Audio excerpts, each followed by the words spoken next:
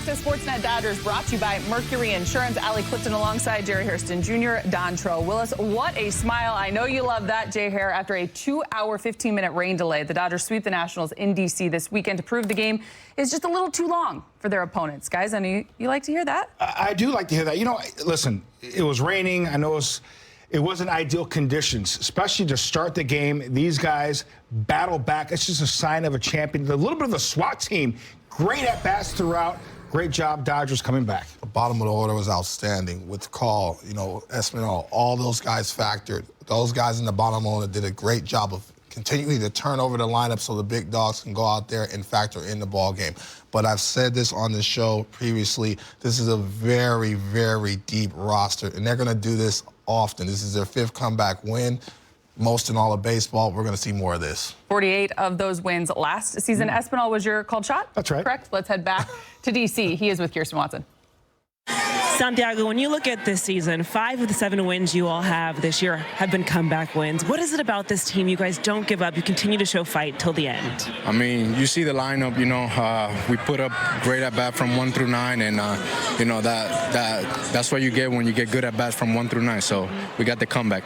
That was a 4-run 8th inning. You found yourself in a situation, bases loaded. What were you looking for just to make it a 1-run game? I was just trying to get something up, I wasn't afraid of being a 2-strike. I know I'm good with hitting with 2-strike, and I know I can put the ball in play, so that's what it is. I saw the ball up, and it was a line drive. This spring, whenever we talked, your focus was just getting your bat going again, to come and clutch for this team. What does that mean for you? That's confident right there, I just got to keep working hard, keep doing my job, and this is what I do, come every day and show up. Yeah, no, it feels good. Congratulations on this win, Santiago. Thank you so much.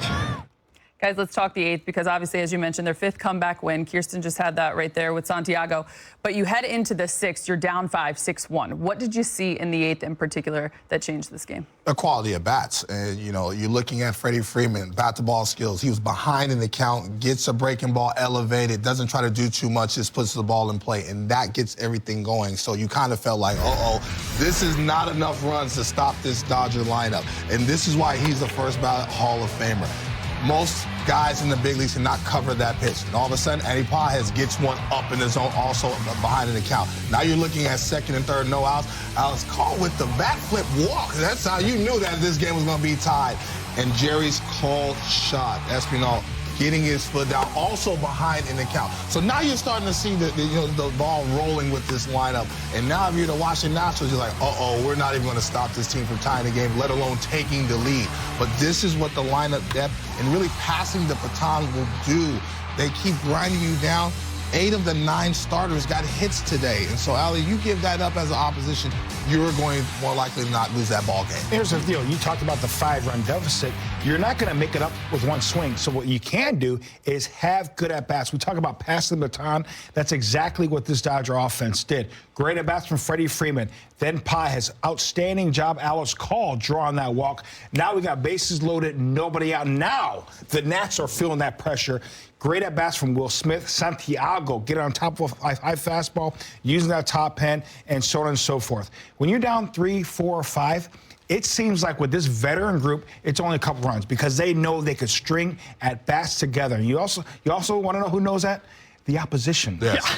Trust me, they know that. Here come the show Dodgers. And that's why you heard a lot of the Let's Go Dodger chants. Trust me, fans, when you're on the road, okay, and you're supporting the Dodger players hear that, and that fires them up. That's a great feeling. Truly is a great feeling. Speaking of passing the baton, let's head back to the booth and check in one final time with Joe Davis and Oral Hershiser. No, this did not look like a game the Dodgers were going to win, but they kept on coming, and from down 6-1, they win at 8-6 and get the sweep. It's their 7th win. It's their 5th comeback win. Again, it's the bullpen. It is the offense that does it, but it's a bullpen. They gave us 4 scoreless innings. They had a little traffic, but they pitched around it, and those guys are doing the job, and it is fun to watch Edwin Diaz at the end. Yeah, he locked down the save. It's going to be fun to watch these 3 games up in Toronto this week. Some intensity, and you know what? I'm glad after it got cold here tonight that we're going to be indoors up there in Canada. Yeah, it'd be plenty cold outside in Toronto, but be nice temperature controlled inside. Dodgers and Blue Jays in a World Series rematch. We'll talk to you tomorrow night. Certainly looking forward to that one as we check out the highlight of this one as the Dodgers improved to 6-3 on the. Welcome back. It's Carl's your moment of the game today. All about offense, but we loved this defensive play. Jay Hare. For the love of glove. How about Miggy Rowe doing his thing from his backside yesterday, then slides on his backside, able to pop up and fire a C to Fat Five Freddy using that 6'4" frame. Nice stretching out to make the play. Two veteran guys doing their thing. Freddie Freeman continues to just make it look so easy. Let's head back to D.C. Roki Sasaki with Kirsten in the media. Roki, I think when you look at your outing, kind of just breaking it out, the first 2 innings of work, how much more comfortable were you feeling compared to your last outing? 今回の試合にて1イニング結構良かったと思うんですけども、前回と比べていかがだったですか？自信という意味で。そうですね。相手が比較的早打ちだったので、最初の方はこう早いカウントで打ち損じてもらいながら、球数少なく最初の方はアウトを積み重ねれたので良かったかなと思います。They actually swing really early in the count and mishit it, so this kind of really helped me out. And yeah. What did you find? Was it their adjustments the second time through the order, or was it something that you were maybe missing second time through the order in which they were able to attack him a little bit more? 2巡目以降ちょっとちょっと打たれたりするところもあったので、その原因というか何か要因はありますか？そうですね。1巡目に、そのスライダー系でこう早めに打ち取ってもらったり、こうスライダー系が多かったので、その分こう後半。まっすぐとフォークをこう中心に組み立てれなかった分、そこでこう、2巡目にちょっと手詰まりになったのかなっていうのはあります。So the first round I threw a lot of slider and I think that was really effective, but after the second round, my fastball and the forkball wasn't really effective. So when that ball bounced off first base into right field. ところで一塁のベースに当たってしまった不運なヒットがあったと思うんですけど、あれはいかがでしたか？そうですね。1点差で1点ビハインドで、こうなかなか追加点も与えたくなかったですし、その中でこう、もったいないなというか、カウントを悪くしてしまった分、こうバッターが当てやすいところに、投げざるを得なかったので、そこも含めてこう反省かなと思ってます。Yeah, it was actually one run behind, and I wanted to get it out, but unfortunately, I either hit the base and I ended up like that, so it's kind of disappointing. D-Train, thoughts on Roki's day on the mound?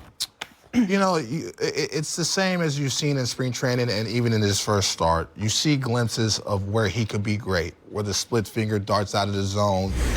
He executes a fastball in a good sequence. But then sometimes you'll see at bats where all of a sudden he's in a 3-0 count and he loses the hitter. And all of a sudden it happens fast in the big league. So for me, he has to understand that his stuff plays, continue to compete within the strike zone, because I think oftentimes he gets in trouble trying to pitch on the corners like Yamamoto. He does not need to pitch on the corners. He needs to be able to find pitches that get ahead to get to that nasty split. And sometimes he'll throw a non-competitive split, a non-competitive fastball. Now, it doesn't matter if you're facing Aaron Judge or Jerry Hairston.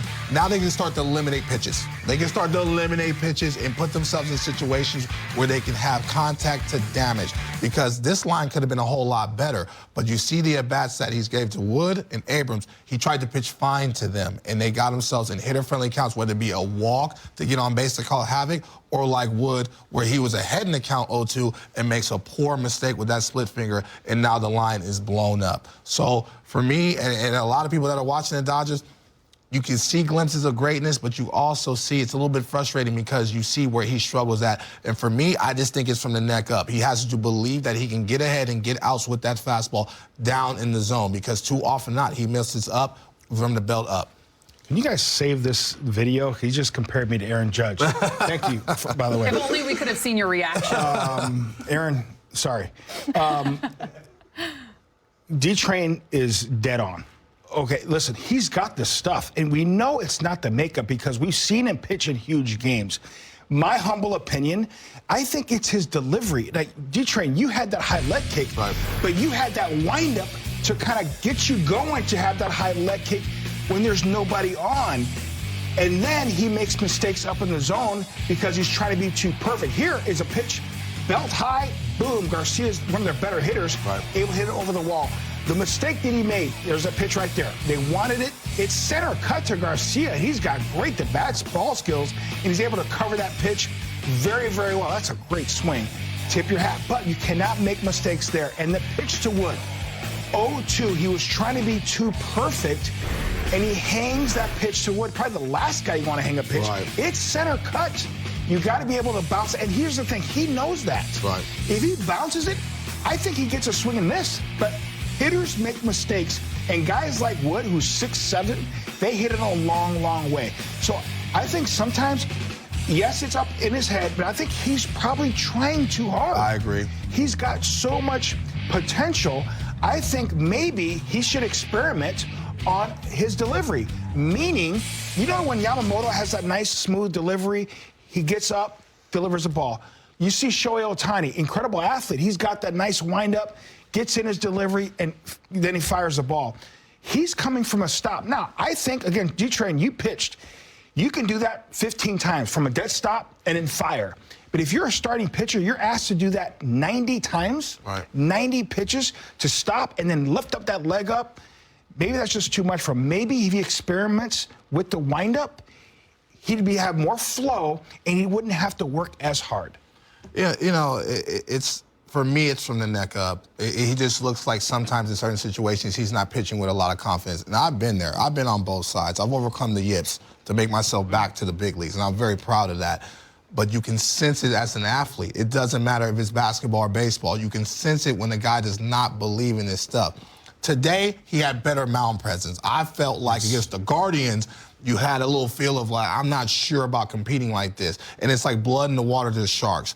Everybody can sense it, especially on that field. He looked a little more confident, but hopefully they continue to give him more chances because sometimes in your situation, you're worried about getting sent down to the minor leagues. Let's just keep it a buck. Yeah. Sometimes you're worried about that. You're knowing your stat line. You know everything that's going on right now. For me, I just want him to go out there and compete and start to throw that fastball down. I want to see more strikes from the knees down because that will set up the nasty split finger and get the chase that we all know and love. Just a quick follow-up to that, because going into his first start after the spring training, as you guys have talked about already, he said that there was lack of confidence. Yes. But as a young pitcher, how do you find that? Well, that's why I'm sitting here, you know, even though I'm 44 years old. No, but the point, but listen, you have to make a decision that I'm going to live or die with the result. I have to live or die with whatever happens. We do it all the time on the golf course. And so you have to make that decision. Whatever pitch I'm going to throw right here, I have to accept the result. And then it will get fun. I think oftentimes, and I've been in a situation, the plate looks very small, and now you're nibbling. You're trying to throw to the corners, and all of a sudden you look up. You're in a 2-1 count, 2-0 count, 3-0 count, and now the game speeds up. You can tell when you watch him, the game speeds up. He's having trouble having clean innings. That's why I want to give him a different feel.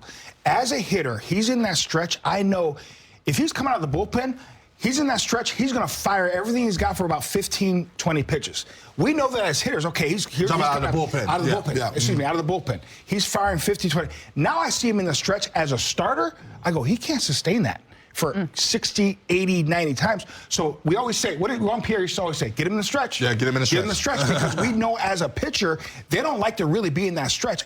He is such a great athlete. He's about 6'3", maybe 6'4". If you get him a nice little windup, kind of like Shohei Ohtani a little bit, I think he gets more intimidated for the hitter. Because as a hitter, you see that windup coming, kind of like Doc Gooden back in the day, Roger Clemens. That is intimidating for a hitter. So I'm just trying to help him out because I think he's just trying too hard. If he would experiment, maybe with a nice little windup, he could get some flow, and it'll make it easier for him to deliver the ball instead of straining on every pitch. I think he might just be a bullpen guy. I don't think so. Right. Before we go to the bullpen, hold on a second. Before he goes to the bullpen, let's get him a windup. Right. Give him a chance to do that. Because without question, when he makes pitches, he's absolutely dirty. Right. He is filthy. So that's why I said before he put in the bullpen, why not experiment with him? Get him a windup. Imitate Shohei Ohtani. Why not? We used to do it as hitters. I would imitate freaking Roberto Alomar. I'm so glad I said that. But I would imitate so many different hitters because they had success. Imitate other guys because obviously the talent is there. I think simplifying things for him, and I think that's why he was so successful coming out of the bullpen in a very high leverage situations in the bullpen. We were all watching it, holding our breath because we want this young man to be successful. And then all of a sudden he comes to the bullpen, the velocity ticked up. Everyone's looking at the gun like we're looking at it 99 to 100 miles an hour, and then the nasty split finger play. What you're doing is you're simplifying the playbook. You just got to get a couple outs right here to bridge it to the guys, and so that's why he had so much success. He's exactly right, simplifying. Using that delivery, that simplifies it for him a lot better. Look at what it done for Shohei Ohtani. I mean, he's out there pitching, and he's kind of on cruise control. And before you know it, as a hitter, balls get on you. That's what made Pedro so effective. He's kind of lull you to sleep with that delivery, and boom, here comes 98. That's difficult to do, though, in midseason. Well, I know what you mean, but me causing the yips, they tried to change Dontrelle Willis into Tom Glavine, and now I'm all over the place. Yeah. Now I'm all over the place. You know what I mean? There's nothing wrong with Tom Glavine. He's a Hall of Famer. But to do that in the mid-season, to change your jumper alley in mid-season, hold up. Let's talk in the offseason. Yeah, right, exactly. From the plate to behind the plate, to Dalton Rushing with Kirsten in the media. All right, well, first, I just want you to kind of take us through the emotions of an at-bat in which you're called out on a pitch clock violation and then to come back with a 2-run homer. Obviously, considering what that swing did for this team, it put you guys in a position to be in a comeback. I mean, can you describe what it's like, just kind of swinging from one to the other? Yeah. Umpire didn't hear me call time, so I guess it happens. But on the flip side of things, I think that's kind of just the game rewarding you for bad circumstances, unfortunate circumstances, and yeah, I'm just glad I could help the team win, honestly. You look at Rocky's outing today, it seemed like that first time through the order, the stuff was in a really good spot. Did you see that, and how did you see it change in that second time through the order? Yeah, I thought the stuff to start, he was executing pitches, he was using his off speed in the right counts, he was getting chase, he was getting miss. I think maybe he got a little predictable there at the end, whether it was tips, whatever. We're going to dive in. We're going to look a little bit and see what we can figure out. But, yeah, at the end of the day, we're honestly just glad the boys could salvage that one and not leave that on Rocky's plate. Is it a little bit more gratifying with the group of guys at the bottom of the order that don't get to play every day, that you all were the ones that kind of helped bring back the team in that 8th inning? Yeah, I mean, there's no holes in this team. You look at our bench, you look at our starters. We have some of the best players on the field, obviously starting the game. We also have some of the best players on the bench. So it's part of being a Dodger. And you swallow your pride and you do whatever you can to help this team win. And essentially, yeah, that's what it came down to today. And like you said, it doesn't matter who it is. It doesn't matter if it's 1, 2, 3, Show, Tuck, Mook, Freddie, or it's 3 guys off the bench. Everybody can get the job done, and I think that's the mentality we take in every at-bat. Could you feel like momentum was on the team's side after you hit your home run?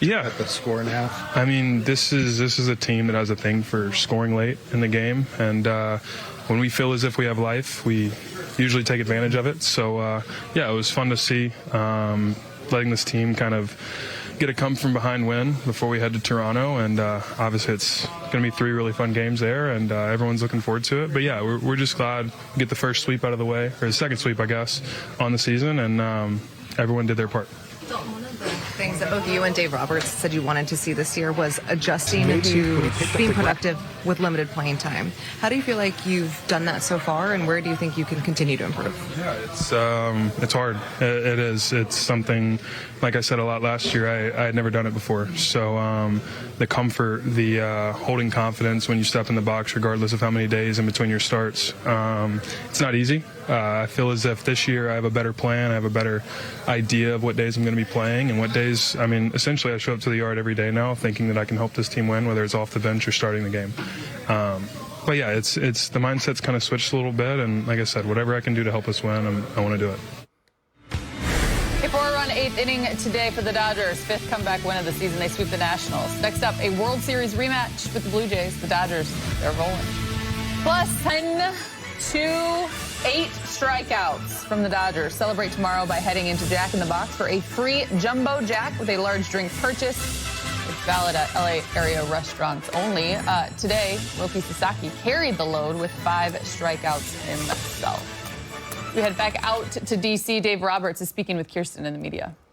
5 of your team's 7 wins have been comeback wins. I mean, obviously it's early in the season. There's a lot of veterans part of this group. But what have you learned about this team and the fight they continue to show, especially late in the game? Well, it was a good fight.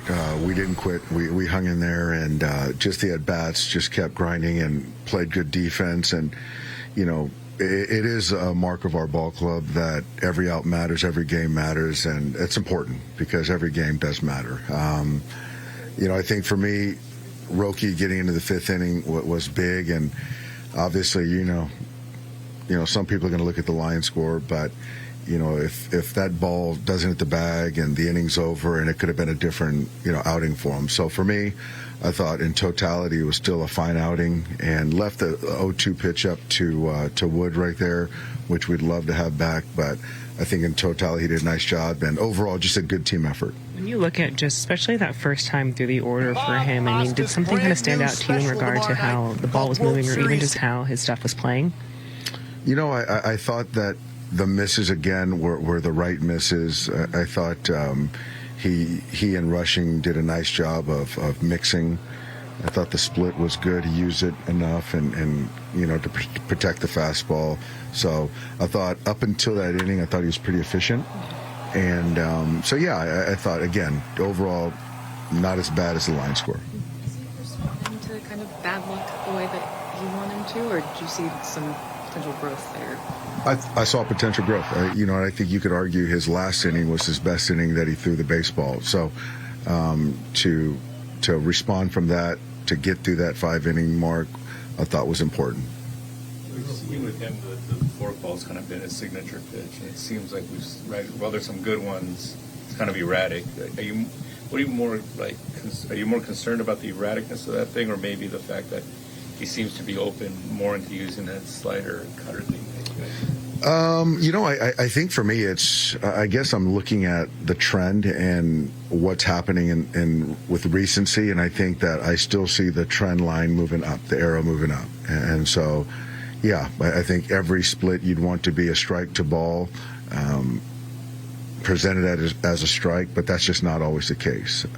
So I thought today, if we would have got the 0-2 split down to Wood, it would have been a different outing. And so I think for me, there's just continued improvement. And I do think that, I don't know the usage of that slider today, but I do think that he's using that more and getting a little bit more confidence with it. Does a win like this taste better when you can roll out a lineup missing 4 regulars, still score 8 runs, come from behind? It does. It does. And also you get guys off their feet in the middle of 6 in a row. And, you know, the Griffin guy is, you know, typically tough on lefties. So I felt, you know, to get some other guys some opportunities and eagerness to want to get out there and get a start. And it was a little spotty there until Shohei's homer. But, you know, I thought Alex Call took great at-bats all day long. And obviously the Rushing homer, you know, gave us some life. So that was good to see Dalton hit a homer too. And from there, you know, just to insert guys off the bench, and you have some good bullets to use late, which proved to be of benefit today. Mickey Rowe hit one of the biggest homers in franchise history, but he's also a great shortstop. He's all over the plays of the week. Coming up next.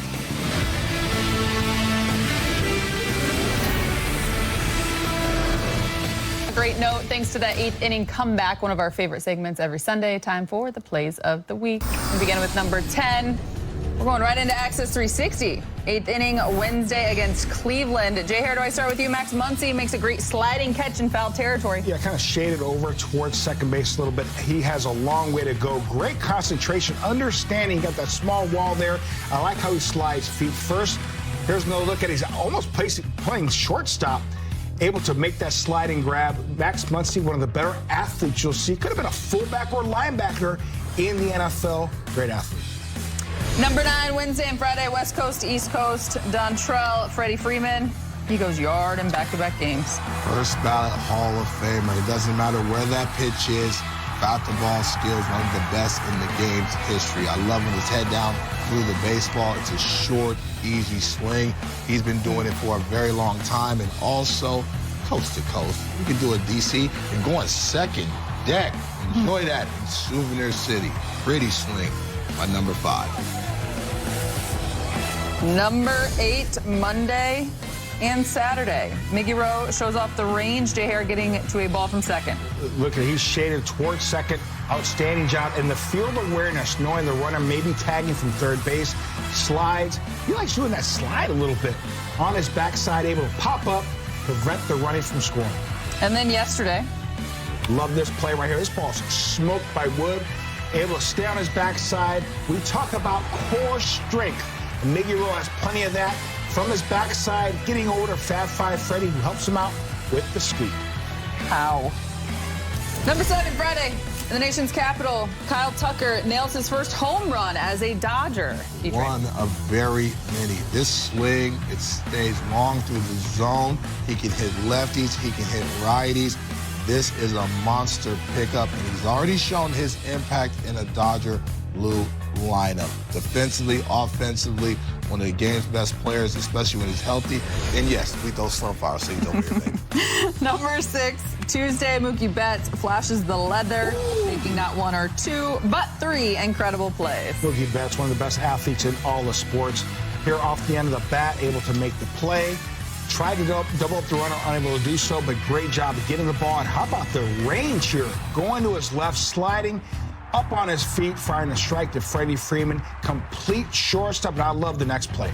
This is deep in the hole, and understanding I'm going to work smarter, not harder. How about that long hop to Freddie Freeman? Nice little candy hop to pick you up. And how about a little spicy Mookie?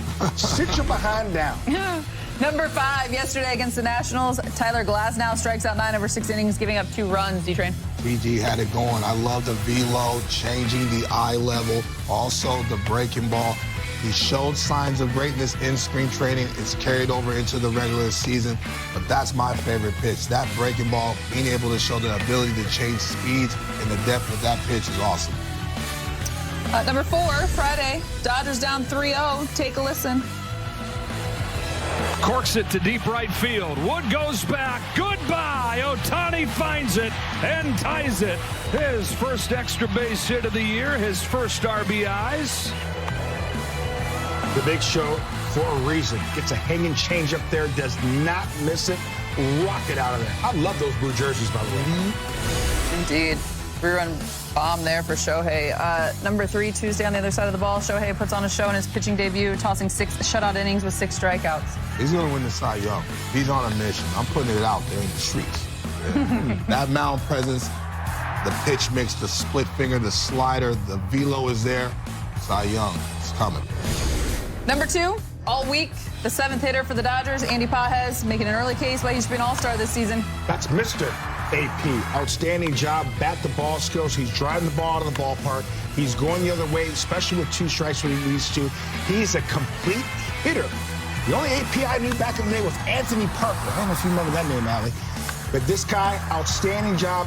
Pages doing his thing all week long. I think he's in for a monster year.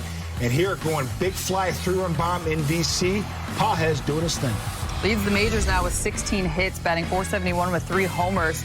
Number 1 today, Dodgers down 6-3. About an 8th-inning rally to take the win and secure the sweep in D.C. Dontrell. This was fun, and this was the Dodger way. You got to knock the champs out. And the way they grinded them down, especially in the back end of their bullpen, going against their plus guys, base hit after base hit, each guy passing the baton, walk after walk, not trying to do too much, and really trusting in the guy behind you to get the job done. So this is a big win to go up, get that nice little World Series rematch in Toronto.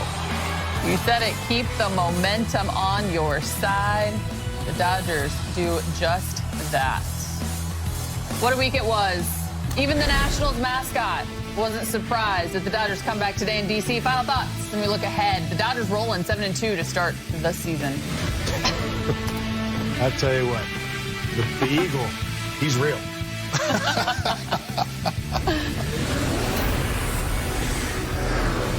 We're entering the studio.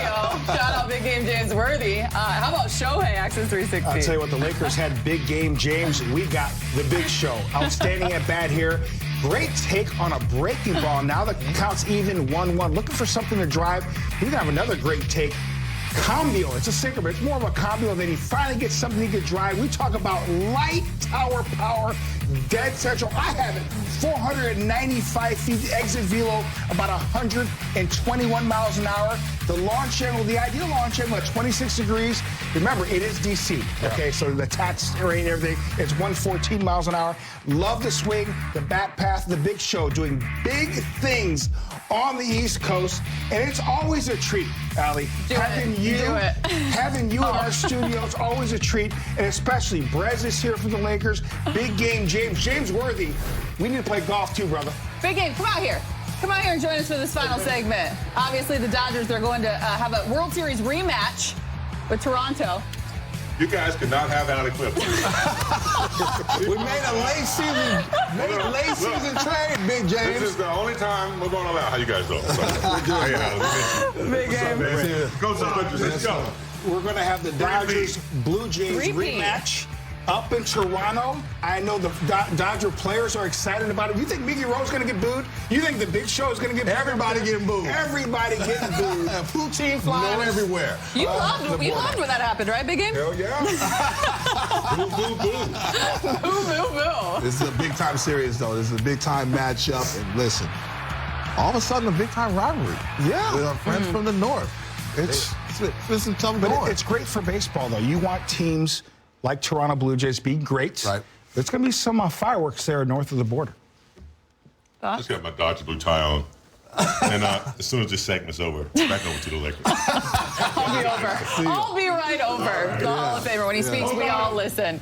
Nonetheless, what a day it was. Obviously, the Dodgers pick up the win in D.C. They sweep the Nationals. For Dontrell, for Kirsten, for Jay Hare, I'm Allie Clifton. We'll see you tomorrow.